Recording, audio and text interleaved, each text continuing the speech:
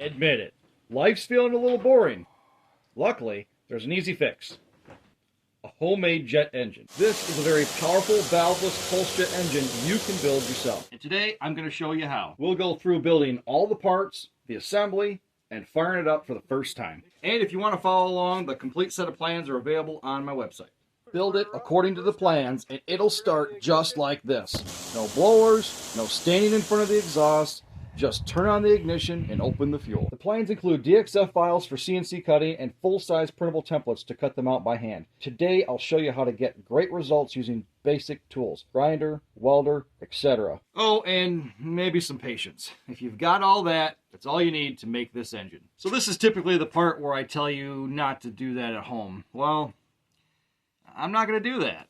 Hey, if you do proceed, just be cautious and use common sense. With this engine, I'm going to build out of mild steel. Honestly, stainless is the better option as it's going to hold up to the heat a ton better, which means it's going to last a lot longer. But it's a lot harder to work with, and you're going to need a TIG welder to weld it. You're not going to get hours and hours and hours of use out of it. But honestly, most people aren't going to be able to run it for hours and hours and hours anyways. So considering that, and the fact that I'm trying to build this engine with the simplest of tools possible, we're just going to stick with mild steel. If you want to have these cut out with a CNC laser, plasma, or water jet, just use the DXF files that are included with the plans. But here I'm going to use these printable templates that are also included to cut everything out by hand. And since I already have the templates printed out, all we need to do is get them taped together and then cut out. I've got these separated, that way I don't mix them up. So we'll just work on one of them at a time. So each set is numbered and has a diagram to show fit-up location. And we'll use these crosshairs to line up each sheet up to the next. I have found that these crosshairs are a bit off on some of the larger patterns. Probably due to slippage of the rollers on my inkjet printer or something. I don't know. But if you do your best just to line up the crosshairs as best you can, it comes out close enough. To get these crosshairs to line up, I'm going to cut down the two sides right next to the lines. Otherwise, it's hard to see through the paper to line them up. It really doesn't take too much extra time. Once you get those crosshairs lined up, again, don't kill yourself over this, just get it close. Just use some clear tape, and I like to tape right over that cut line. That way it's not flopping around. I like to flip it over and do the back. And of course, I should have prepped this second piece. I should have cut this here and here, so I'll do that now. Then I will make sure that I prep this third piece. And if the crosshairs don't line up absolutely perfectly, just try to make sure you line up this cut line. These are a little bit off, so I'm just going to line the cut line up. Then I can do the second row, the same as the top, and then these two rows will line up together. When it's all taped together, you should have something that looks like this. And then it's just a matter of cutting along the perimeter. And then you've got a very nice pattern to cut out one of the cones. And then you just have to do it with the rest of them. All right, after some arts and crafts time, I was able to get all 8 of these templates cut out. So they're ready to go. Now we can start marking them up and getting them cut out.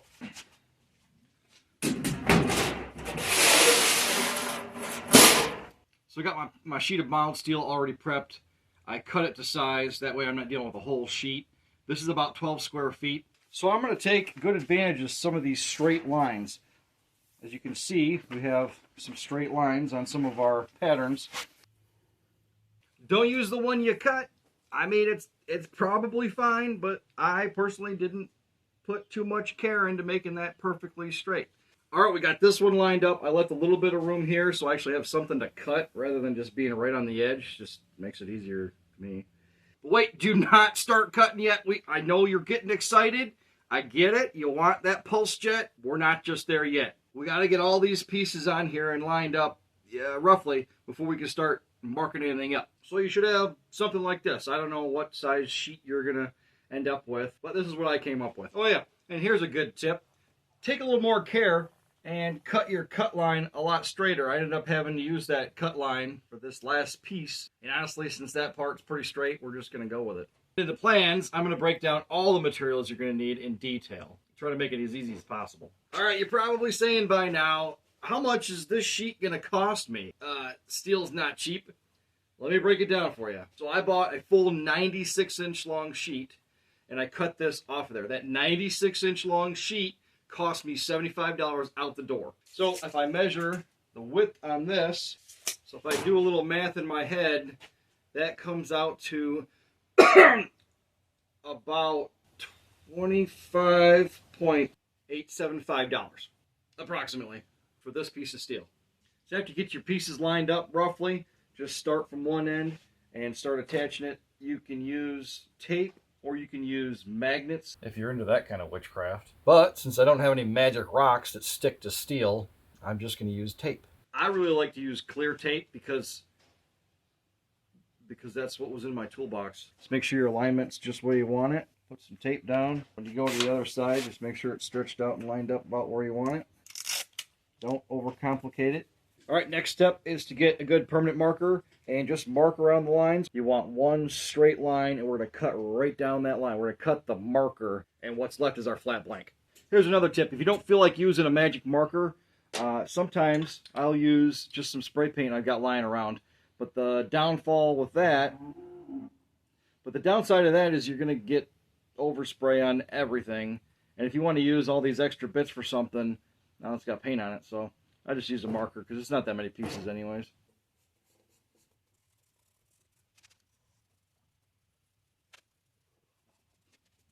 So now it's just about time to cut something. You need to decide how you're going to cut these parts out.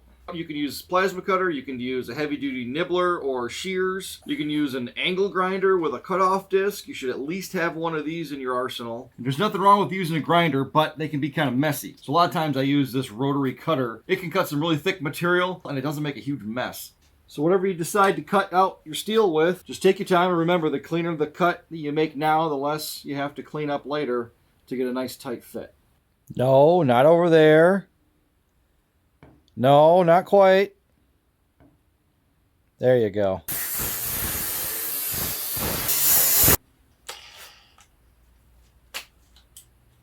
Tip 4, don't buy equipment that has electrical tape on the cord.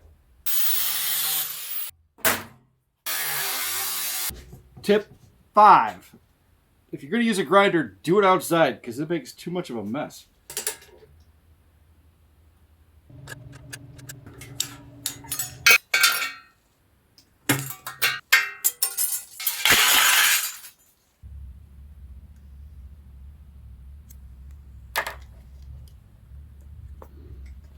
Tip number 6, wear gloves. So as you're cutting these out, take your time, get them as best you can, and then when you've got a second, wear gloves if you need to. I've got some edges on here that aren't really that bad. Some are pretty nasty. I'm going to knock these sharp edges off. I'm going to knock these off so I don't cut myself. It doesn't need to be there anyways.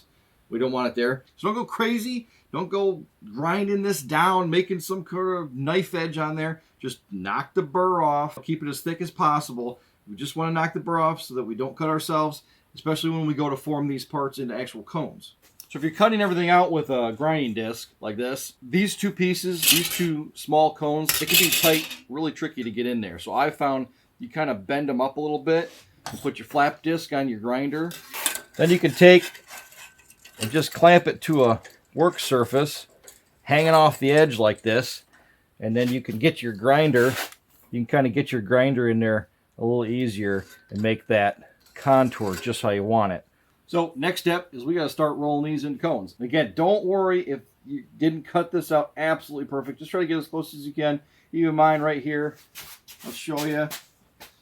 Right here, got a little cattywampus. It's fine. We'll work it out.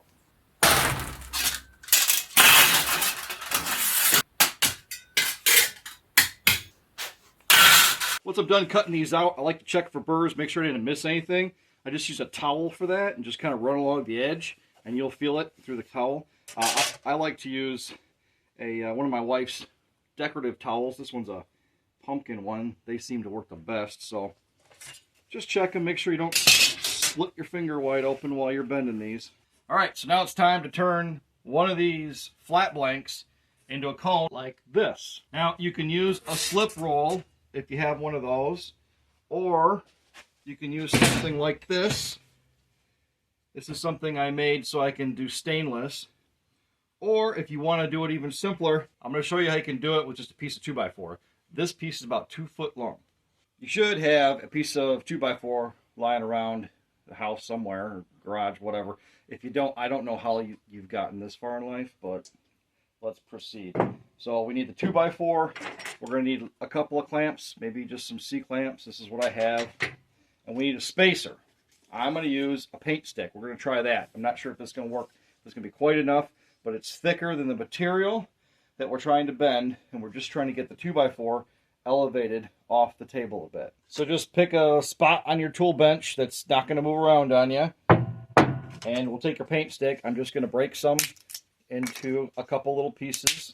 Let's try just one piece on each side for now, and then clamp right over where that paint stick is sitting under that 2x4. That seems pretty sturdy. All right, so here's how we're going to do this. This curves this way. So we're going to take little bites along the way and then maybe flip it over and do the other way. And we're going to go a little further on the longer side. We're going to try to line it up so that it comes out all even in the end. You'll see what I'm getting at in a second. So just slide a little bit under there, maybe an inch or so, and we're going to start pulling up. Don't go yanking on it. We're not trying to make a big crease. We're just want a gradual curve. So a little bit at a time, we can come back and do a little bit more. I have a feeling we're going to need another spacer. But let's do that when we get to it. So just give it a little bend. A little more. All right, so I'm seeing that it's a little tight in here. As we make that bend, it's getting kind of caught up underneath the 2x4. So go back to a minute ago when I said we might only need one of these, and let's put one more. All right, now we got a little more space under here, and we'll keep going. You see, we got just a gradual bend here. We're not going crazy. We can go back and we can hit it a little bit more. Take your time. This stuff isn't too hard to bend, especially this one. You get to the end here, you can kind of flip it around. Start over again. Just kind of yank up on it. All right, almost there. Go back to this side.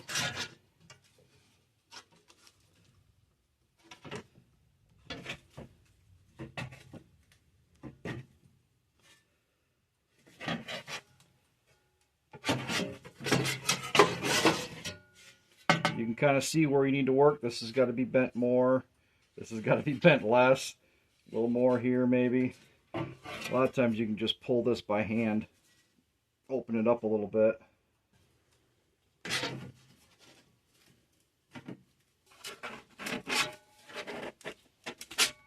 All right, get it to, something like that's a good start.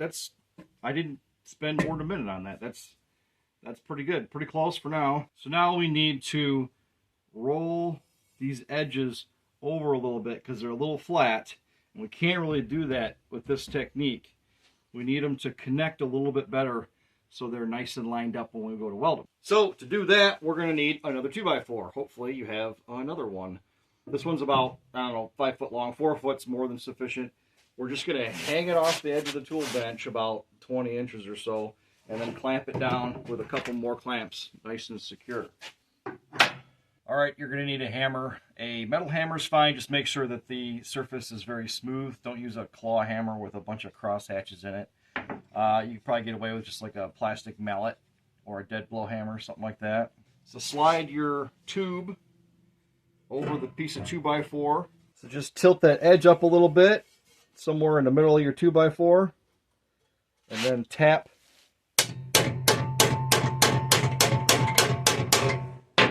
Just tap it down so it rolls over. You can see the difference here. And then do something similar on the other side. Just sight down it and make sure that it's pretty straight. It doesn't have to be perfect, but you want it pretty close. These aren't too bad. We're just going to roll with it. So just take your time and manhandle this thing using the 2x4 bender or the anvil or whatever, just kind of reefing on it with your hands until you get everything lined up pretty good. You know, a little gap's not a big deal. We'll close that gap off, and we want that seam to be near perfect. Of course, this one turned out, you know, perfect first time. I didn't have to adjust anything. But if you have to grind anything down, you know, get the lumps out of there so that it sits pretty tight. You really don't want much of a gap if you can avoid it. That way when you go to weld it, it's just a lot easier. So now that you kind of got the hang of that, you just have to do what you did to this one to all the rest of them. Just keep in mind that these narrower ones are going to be a little bit trickier. Use some clamps on the end to get yourself a little leverage if you need to. Don't be afraid to use some straps or maybe even some clamps to kind of get things together as you get everything lined up. For these real small cones, you can just use the 2x4 and then just bend it around there. Use some glancing blows with the hammer to knock it all together, and then just muscle it together with your hands. It's really not that hard. Now you'll probably come to a point where these edges don't line up. They're kind of askew from each other. So here's a tip to fix that. You just need a couple pieces of wood, one to support the bottom so we don't mar the bottom up, and then another piece on top, just using random scraps that got lying around. So the trick is to put the part protruding on the bottom against the wood and not let the other side touch. And then do the same on the top and let that overhang a bit, and then smack it with a hammer. Now that's pretty good.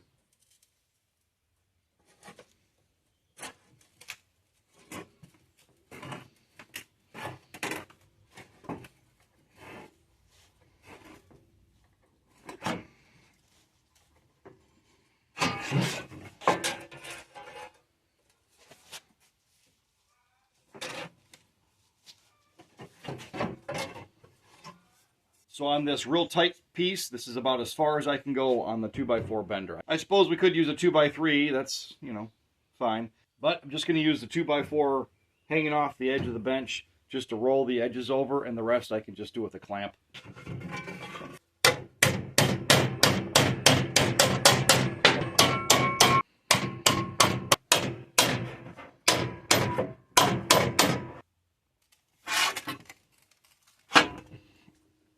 So by now, you should have all your tubes lined up pretty good. They don't have to be perfect. Once we start welding them, we'll kind of make some adjustments. If you've made it this far, you either hate me, you probably hate me. That's okay. And if you did that out of stainless, you really hate me. But you made it this far. And I just want you to know, I'm really proud of you. All right, we've come to the fun part where we get to start welding this stuff together. Now, what you use to weld is going to be up to you, or what you have available, or what you've practiced with. You can use oxyacetylene torch, you can use TIG welder, you can use arc welder. Today, I'm going to be using my wire feed welder. It's a 220 model, and it does have shielding gas. We are not going to be pushing enough power to use that 220. A 110 welder is more than sufficient. It seems nowadays that most people have a MIG welder at their disposal, so that's why I'm going to use this today. Tip number 6. I don't know. I think we're on 6. Don't just start welding stuff. Find yourself some practice pieces. Find a couple straight edges. Practice your technique with whatever welder you're using. That way you don't bugger up your good parts. Most of these parts will fit in my vise, so hopefully you have the same option. That'll line everything up so you can start tacking things together. If you don't have a vise, a lot of times I'll use these big wood clamps. Now, most likely when you close that gap, you're going to find that one side of the seam is higher than the other and vice versa. But then you'll see some spots like right here, they line up really good, and then on this side it's proud over here. Just find a few of those spots that line up real good, and we're going to tack those spots first. Alright, so we'll bring our piece that we've tack welded in 2, 3 spots, 4 spots in this case, and we're going to slide it back over our 2x4 hanging off the bench. I'm going to take just a hard hammer. I'm going to use kind of the edge of the hammer, and I'm just going to tap these high spots down so they're nice and even. And you can feel they line up really good. So that joint is lined up really tight, and I'm going to put 3 more tack welds, and that should hold everything together, and I'll just finish welding the whole thing. If you're having trouble with this thin material, try a series of heavy tack welds that overlap each other. That way you'll get good penetration, but also you won't burn through as easily. Whoop. So just try to go for something like this, and that might be a lot easier for you.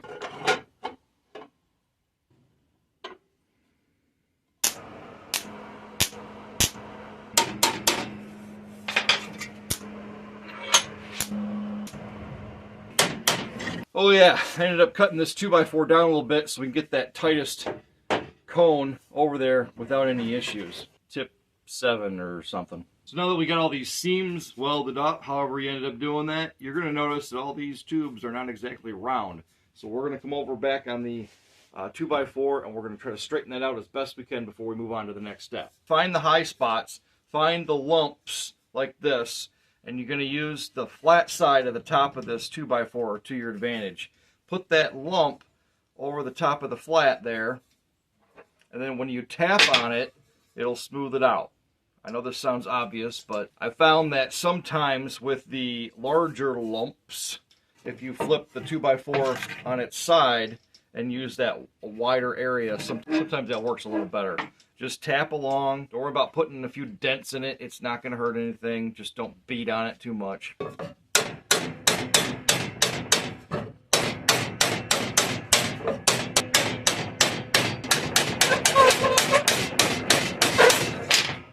I've got both sides of this tube pretty round.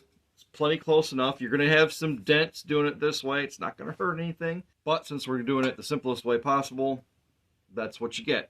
Now that the tubes are pretty much round, before we go any further, we need to prep the U-bend. So typically, the legs on these U-bends are a little bit long and they need to be trimmed. This one's somewhere between 1/2 and 3/4 long. It's kind of hard to see exactly where that bend is. I'm just going to go with 1/2 inch. Now to extend this mark all the way around the tube, I'm going to use a piece of paper and line that up and make sure it's nice and tight. And where it overlaps, make sure that the edges line up really, really well. The other side of the bend with the flange, we're going to cut that off completely. So I'm just going to get close as I can to where that bend stops, mark that, and cut that off. So after cutting your U-bend to length and deburring the inside, we finally come to the fun part where we get to put all these pieces together. But I want you to do it in a particular order, so just hold your horses. There are some inside corners that we want to be able to get to round them off and make them as smooth as possible. So we're going to weld those together first. That way we can get them and clean them up. This is the first one I want you to do.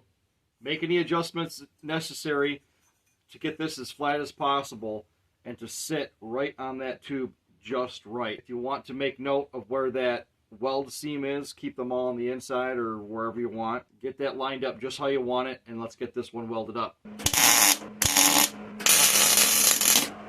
You should have an inside seam that looks kind of like this.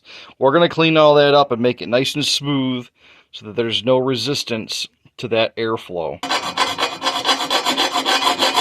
So use a file or grinder or whatever you got and get this edge nice and smooth. And you want to get rid of the bumps that are restricting the airflow through in and out of this tube. So once you got the two joints on the intake welded together and then cleaned up on the inside, and also the cone from the combustion chamber to the U-bend welded and cleaned up, you can start putting all the rest of these pieces together. Just take your time when you're putting these joints together. Make sure if you got to grind something down a little bit, do it. If you need to bend something back into shape, do that. That way you don't blow a bunch of holes through it when you try welding it up. We're starting to make this look like something. But if you're making this on a mild steel, stop here. Do not connect the long exhaust to the U-bend just yet. So this area back is the hot zone. This is going to get really hot. If you're making this on a mild steel, you have to understand that when that gets red hot, it gets very malleable. And when this engine, although it doesn't create a lot of pressure, it does create enough vacuum that will actually implode these tubes once it gets so hot. So to combat that, I created these anti-implosion rings that get welded on every 6 inches or so to stop that from happening. So once you've got all the rings rolled out, then you can start welding them on the Pulsejet body, and then you can connect the exhaust tube to the U-bend. So to make these rings, you can use a ring roller, or we can do it even simpler. We can just use the vise. Just put a little bit of it in the vise, enough where it grabs, and you can just start bending. Put in a little more, bend some more, put in a little more, bend some more.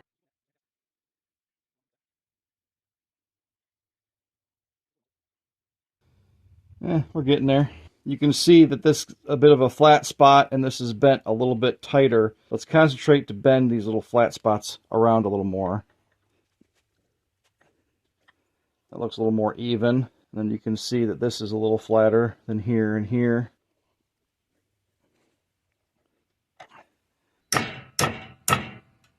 That's pretty good. That didn't take but maybe a minute. I remember all the dimensions for all of this stuff is well laid out in my plans you can find on my website, buildandpulsejets.com. So just mark out where the rings are supposed to go on both tubes. Get them welded on. If you need to make little adjustments because they don't fit right because your tube's not perfectly round and your ring's not perfectly round, hey, whatever. Just make little adjustments so it's pretty tight. That way when you weld it, you don't have any issues.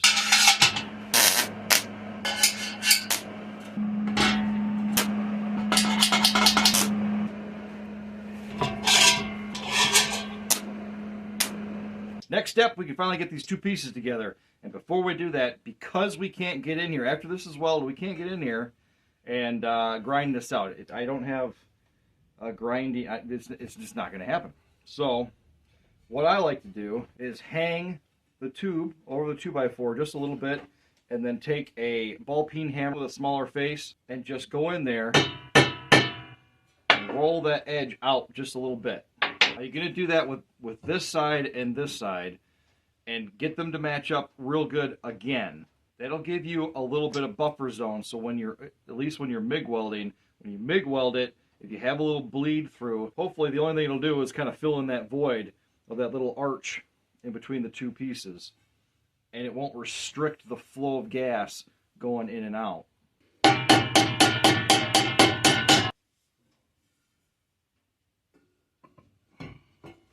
So I like to use just a couple of wood clamps like this just to kind of hold everything in place, and you can line everything up. This is assuming you don't have a couple of buddies helping you hold this up while you tack both pieces together, but this is the way I like to do it because I'm usually just by myself.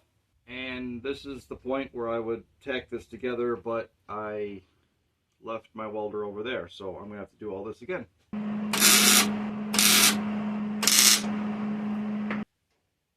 Before you just go at it and finish welding this up, take the time to make sure everything's lined up just the way you want it. It's not hard to break a couple tacks loose and tweak it just a little bit.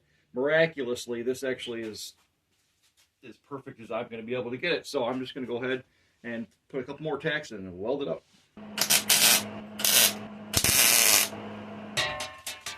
All right, check that out. All completed. I guess we're done. Now it's time to go ahead and just duct tape this to something you want, fire it up, and have fun. So thanks for stopping by.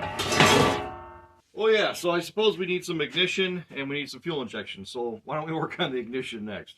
So I typically use a regular automotive spark plug to ignite my engines. I've got to be able to screw this into the engine and not have it fall out. We can't just run a tap through this 18 gauge material. It's not going to hold. So I've got a piece of 1/4 inch thick material. I'm going to drill a 1/2 inch hole through it. And then I'll use an M14 by 1.25 millimeter tap to make the thread in the bung. So now that we got the bung made for the spark plug, I need to mark its location in the back of the combustion chamber, get the hole drilled, and we can get it welded in.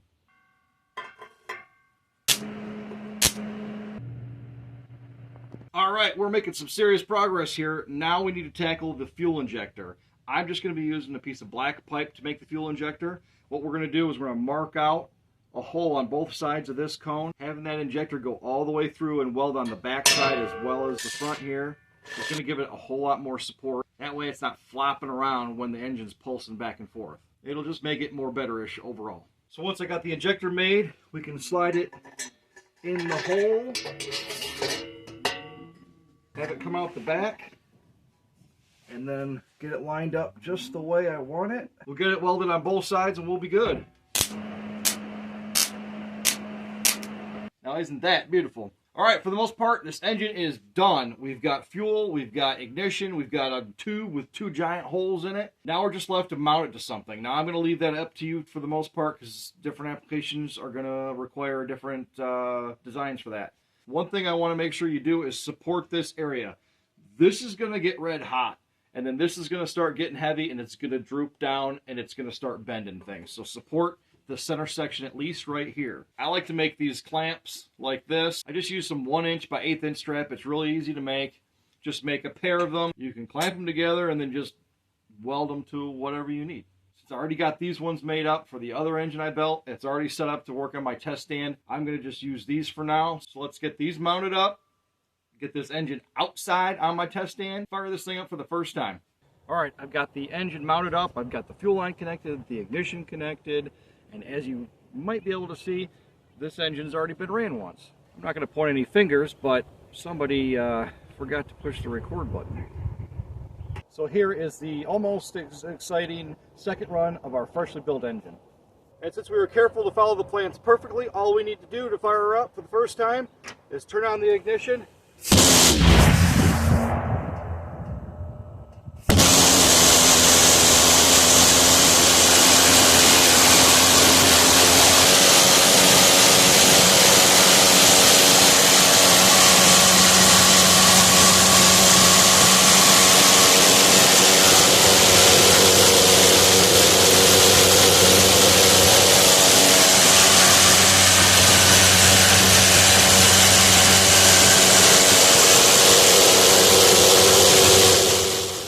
And there you go, an awesome homemade jet engine. You can build at home with relatively basic tools. Remember, it ain't brain surgery, it's just rocket science. Again, my name is Zach. Hopefully I have inspired you to get out and build something. Well, not just something, a jet engine. If you want to see how to build your own high voltage ignition unit for your Pulsejet project, check this video out here. If you want to see my latest build where I built a gigantic triple valveless Pulsejet, check this one out here.